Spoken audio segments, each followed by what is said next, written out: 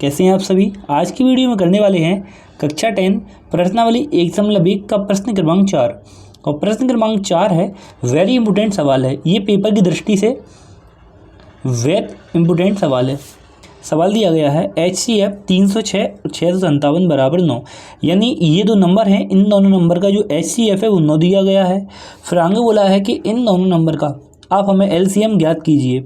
देखिए सवाल बहुत ज़्यादा सिंपल है, यहाँ डालेंगे हल।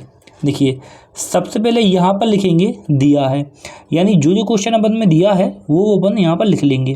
देखिए सबसे पहले अपन के लिए दिया है HCF, तो यहाँ लिख लेंगे HCF। दो संख्याएं हैं, पहली है 306 और अगली है 657। इन दोनों संख्याओं को जो HCF है, HCF दिया गया है 9, ठीक है। और फिर देखिए यहाँ पर डालेंगे ज्ञात करना है, ज्ञात करना है। देखिए यहाँ पर क्या ज्ञात करना है, इन दोनों संख्याओं का LCM, तो यहाँ पर लिखेंगे LCM 306 657 बराबर लिख देंगे क्वेश्चन मार्क। ये देखिए बराबर अपन के लिए LCM निकालना है।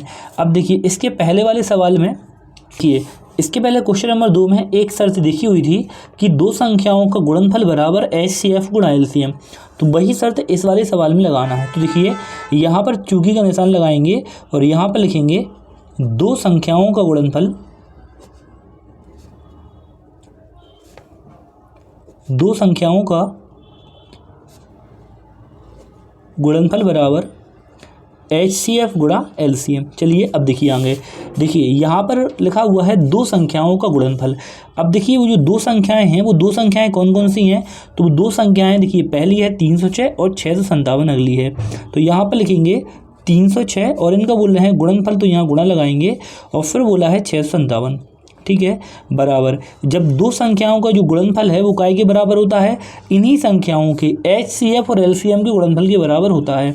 तो इन दोनों संख्याओं का, ये जो संख्या है इन दोनों संख्याओं का जो HCF है, देख सकते हैं HCF कितना है, HCF दिया गया है 9, यहाँ लिख देंगे 9, ठीक है। और यहाँ पर LCM है, तो LCM तो अपन के लिए फाइंड करना है यानी निकालना है, तो यहाँ पर लिख देंगे LCM। अब देखिए इसके आगे ये दोनों नंबर गुणा में है तो ये 9 है भाग में आएगा, तो यहाँ पर 306 और 657 इसके बटे में 9 आ जाएगा, गुणा में है भाग में आ गया, बराबर में बचेगा LCM।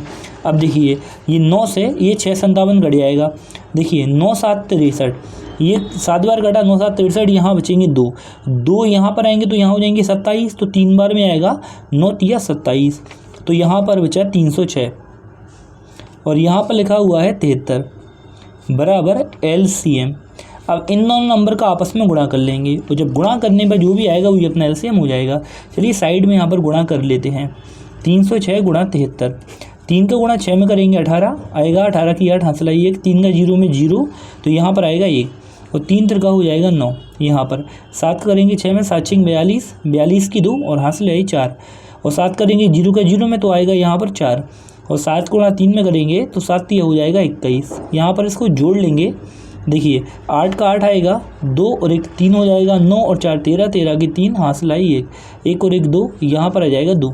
तो देखिए इनका अपन गुणा करेंगे तो वो आएगा 2 2 3 3 8 बराबर हो जाएगा LCM, ठीक है। आप इसको ऐसा भी लिख सकते हैं कि LCM बराबर 2 2 3 3 8, और ये हो जाएगा इस वाले सवाल का आंसर। ये सवाल पेपर की दृष्टि से वेरी इंपॉर्टेंट सवाल है। आपके स्कूल में quarterly exam, half yearly, pre board के एग्ज़ाम में ज़रूर ही पूछा जाएगा, और ये पेपर की दृष्टि से, बोर्ड एग्ज़ाम की दृष्टि से वेरी इंपॉर्टेंट सवाल है। आप इस सवाल के लिए ज़रूर तैयार करें।